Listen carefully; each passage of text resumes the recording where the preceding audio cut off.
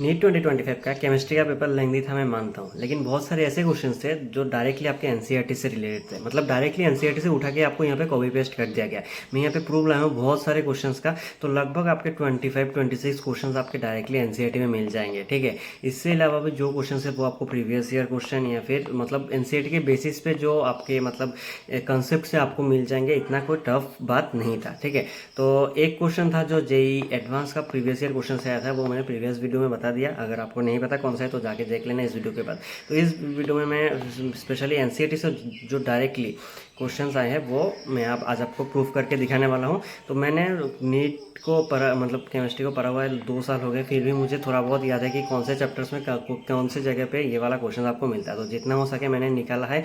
ये मेरे एनसीईआरटी के बुक से लिया हुआ फोटोज़ है, तो मैं आपको आज प्रूफ करके दिखाने वाला हूँ। तो सबसे पहले ऑर्गेनिक से एक क्वेश्चन था। यहाँ पे देखिए एक एस्टर दिया हुआ है, इसको एल्डिहाइड में बदलना है। ठीक है, तो यहाँ पे बहुत सारे रिएजेंट्स दिया हुआ है कि बोल रहा है कि कौन सा आपको यहाँ पे यूज़ होगा। तो यहाँ पे एनसीईआरटी का लाइन दिया हुआ है, देखिए esters are reduce to aldehydes with diisobutyl aluminium hydride. साथ में वाटर देंगे तो आपका जो ये एस्टर है वो आपके एल्डिहाइड में बदल जाएगा। तो यहाँ पे भी सेम एस्टर दिया हुआ है, तो ये आपको एल्डिहाइड में बदल जाएगा। तो ये ऑप्शन 4 आपका आंसर हो जाएगा, डाइआइसोब्यूटाइल एल्युमिनियम हाइड्रेट अपने वाटर। तो पहला क्वेश्चन तो हो गया।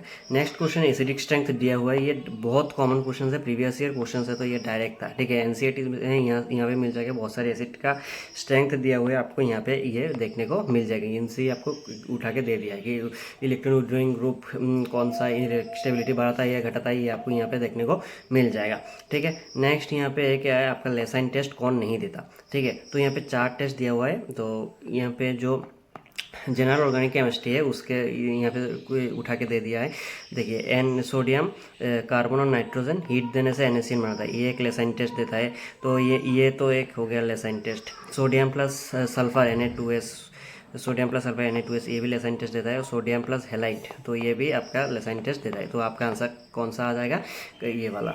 ठीक है, नेक्स्ट हमारा एक केमिकल काइनेटिक्स से एक बहुत इजी क्वेश्चन दिया गया है। इफ द रेट कांस्टेंट दिया हुआ है, ठीक है, how much time does it take for इतना concentration of reactant to get reduce to इतना। तो डायरेक्टली इस फॉर्मूले से आपको मतलब बस इस फॉर्मूले पे उठा के यहाँ पे मतलब वैल्यूज़ को पुट कर देना है। ठीक है, R0 दिया हुआ है आपका यहाँ पे।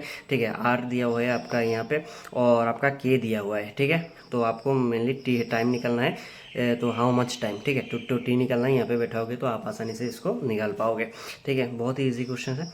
नेक्स्ट एक ऑक्सीडेशन नंबर है, मतलब रेडॉक्स रिएक्शन से एक क्वेश्चन था बहुत ही इजी।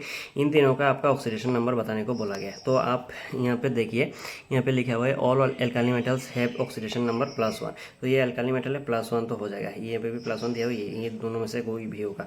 ठीक है, नेक्स्ट आपका आता है हाइड्रोजन परऑक्साइड। तो यहाँ पे देखिए hydrogen peroxide Na2O2, each oxygen atom is assigned an oxidation number of -1। ठीक है, -1। तो ये वाला आपका आंसर ऐसे ही आ जाएगा। और H2SO4 में सल्फर का आपका प्लास्टिक रहता है, ये सबको पता है। ठीक है, तो देखिए एनसीईआरटी से कैसे क्वेश्चन पूछे जाते हैं। ये 2-3 चैप्टर से मिले हुए क्वेश्चन है, बहुत सारे मतलब रिएक्शन दिए हुए हैं। तो मैंने पेज नंबर लिख दिया है, आप जाके देख लेना। ठीक है, हेवर्ट्स प्रोसेस आपका Fe कैटालिस्ट देता है। वोइकर ऑक्सीडेशन आपका पैलाडियम का क्लोराइड, विल्किंसन कैटालिस्ट आपका रोडियम का क्लोराइड देता है। और ट्राइफिनाइल फॉस्फेन के साथ जो कॉम्प्लेक्स बना हुआ वो देता है। और जिगलर कैटालिस्ट तो ये है। तो डायरेक्ट आपका 1 2 3 4 आपका आंसर आ जाएगा। ठीक है, नेक्स्ट ये देखिए एक एसेशन रीजन क्वेश्चन दिया हुआ है।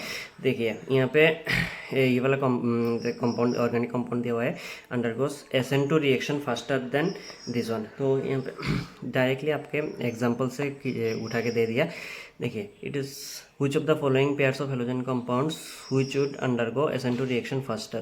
तो it is a primary halide, therefore SN2 reaction faster. तो ये एसेशन तो करेक्ट हो गया। तो रीजन क्या दिया हुआ है, iodine is better leaving group because of this large size. तो यहाँ पे दिया हुआ है iodine is better leaving group because of its large size. तो डायरेक्ट यहाँ पे कॉपी पेस्ट करके आपको दिया गया है। बहुत reason is reason is the correct explanation.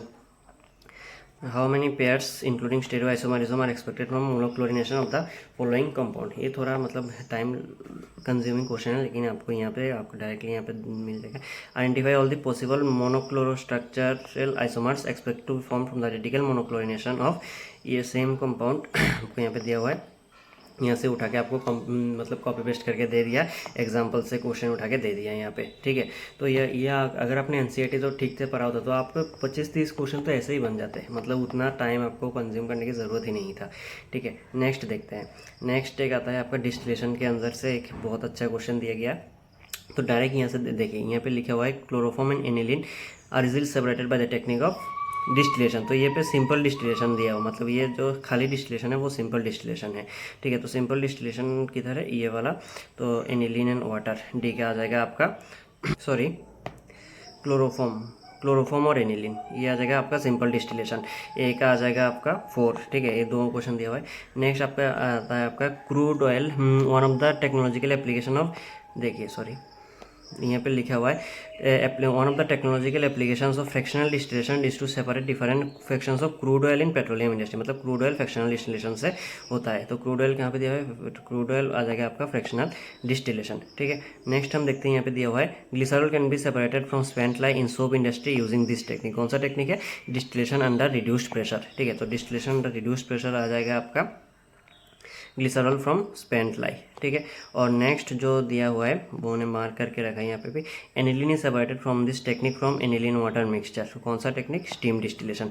तो देखिए कैसे डायरेक्टली क्वेश्चंस आपके पूछे जाते हैं मतलब एनसीईआरटी से, ठीक है। तो ये आपको एनसीईआरटी से एकदम A to Z एकदम बायोलॉजी के में जैसे पढ़ते हैं, फिजिक्स और केमिस्ट्री में भी वैसे ही पढ़ना है आपको, तभी जाके आपका कंसेप्ट इतना स्ट्रॉन्ग बिल्ड होगा, तो आपको आसानी से मतलब बहुत सारे क्वेश्चन आप डायरेक्टली सॉल्व कर पाओगे, ठीक है। तो नेक्स्ट आपको which of the following reaction doesn't give benzene as the product. तो ये वाले जो रिएक्शंस है वो आपको क्लास 11 के हाइड्रोकार्बन में देखने को मिल जाएंगे, ठीक है। तो रेड हॉट आयरन, यहाँ पे एनहेक्सन को, मोलिब्डेनम को, ऑक्साइड, ये सब आपका बेंजीन देता है। लेकिन ये जो डायजोनियम सॉल्ट का जो वाटर के साथ वार्म की है, तो यहाँ पे लिखा हुआ है देखिए, if the temperature diazonium salt is allowed to up to 283 hydrolyse to phenol, मतलब यहाँ पे 283 केल्विन पे आपके वाटर दोगे तो ये फेनॉल में कन्वर्ट होगा, ना कि बेंजीन में, ठीक है। तो यहाँ पे आपका ये वाला आंसर आ जाएगा, क्योंकि यहाँ पे बोला है कुछ doesn't give benzene is the product. तो ये वाला बेंजीन आपको नहीं देगा, ये वाला देगा आपका फेनॉल।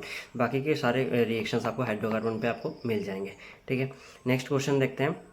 बायोमोलिक्यूल से एक क्वेश्चन है, एक शुगर एक्स दिया हुआ है, इसके क्या क्या प्रॉपर्टीज़ दिया हुआ है, हनी में पाया जाता है, ठीक है। कीटो शुगर है, अल्फा बीटा एनोमरिक फॉर्म है, लेवोरोटेटरी है।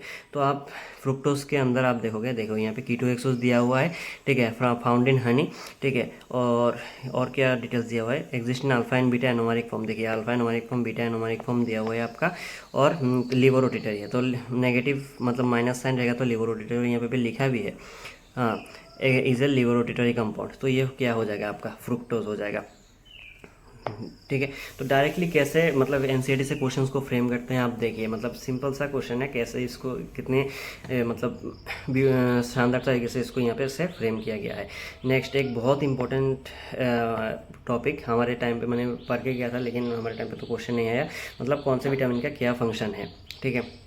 ये केमिस्ट्री इन एवरीडे लाइफ का, ये फिर बायोमोलिक्यूल्स का ही क्वेश्चन है शायद। तो विटामिन B12 क्या करता है, विटामिन B12 देखिए पर्निशियस एनीमिया करता है, ठीक है। B12 करता है आपका पर्निशियस एनीमिया, एक करता है आपका 4, ठीक है। नेक्स्ट विटामिन D करता है आपका रिकेट, ये तो बेसिक कॉमन सेंस है, रिकेट करता है आपका विटामिन डी, बी का आ जाएगा 3। नेक्स्ट विटामिन B2 क्या करता है, B2 करता है आपका चिलोसिस, B2 करता है आपका चिलोसिस, और विटामिन B6 करता है आपका कन्वल्शन, ठीक है। तो डी का आ जाएगा आपका 2, तो ये वाला आपका आंसर आ जाएगा। तो एनसीईआरटी के ये टेबल बहुत ज़्यादा इंपॉर्टेंट है, बहुत इसको भी आप मतलब इग्नोर मत कीजिए, बहुत सारे स्टूडेंट्स कहते हैं इसकी एनसीईआरटी से मतलब केमिस्ट्री तो कोई रिलेटेड नहीं है, ठीक है। ये वाले टॉपिक बायोलॉजी से रिलेटेड है, तो केमिस्ट्री का क्वेश्चन नहीं आएगा, लेकिन इससे क्वेश्चन आते हैं।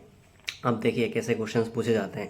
नेक्स्ट एक असर्शन रीजन देखिए, benzodiazonium salt is prepared by the reaction of aniline with nitrous acid at इतना temperature, it decomposes easily in the dry state, ठीक है। तो यहाँ पे भी दिया हुआ है सोडियम, देखिए ये वाला नाइट्रस एसिड, तो ये वाला ही आपका HNO2, देखिए ये दोनों मिलके HNO2 बनाएगा, तो ये एनिलीन के साथ रिएक्ट करके आपका reaction decompose easily in benzodiazonium salt आपका यहाँ पे बना दिया। तो ये वाला स्टेटमेंट तो आपका करेक्ट है, ठीक है। Next insertion of iodine into the benzene ring is difficult and hence iodobenzene is prepared using this reaction and benzodiazonium salt with potassium iodide. तो ये वाला रिएक्शन आपको यहाँ पे दिया हुआ है, ठीक है। बेंजो आयोडोबेंजीन इज फॉर्म्ड, ठीक है। तो दोनों स्टेटमेंट जो है वो आपका करेक्ट हो जाएगा। कैसे यहाँ से डायरेक्ट स्टेटमेंट उठा के यहाँ पे पेस्ट कर दिया। अब देखिए both statement 1 and 2 are correct, ठीक है। तो ऐसे क्वेश्चंस आपको देखने को मिल जाएंगे। ये बहुत सारे क्वेश्चंस हैं जो आपको डायरेक्टली एनसीईआरटी से एकदम डायरेक्टली कॉपी पेस्ट किया गया है, ठीक है। मैंने आपको साथ में प्रूफ भी दिया ये मेरा मतलब एनसीईआरटी है। एनसीईआरटी को ऐसे पढ़ना होता है। देखिए मैंने यहाँ पे कैसे मतलब सारे इन डायजोनियम सॉल्ट के रिएक्शंस को मैंने कैसे यहाँ पे एक साइड में लिख दिया, ठीक है। तो आपको मतलब ऐसा एक विजुअलाइजेशन आपके दिमाग में रहेगा ना, तो आपको ज़्यादा देर तक मेमोरी रिटेंशन रहेगा। ऐसे आपको पढ़ना है, ठीक है। तो और कोई डाउट हो तो आप कमेंट बता सकते हो। तो आज के लिए इतना ही।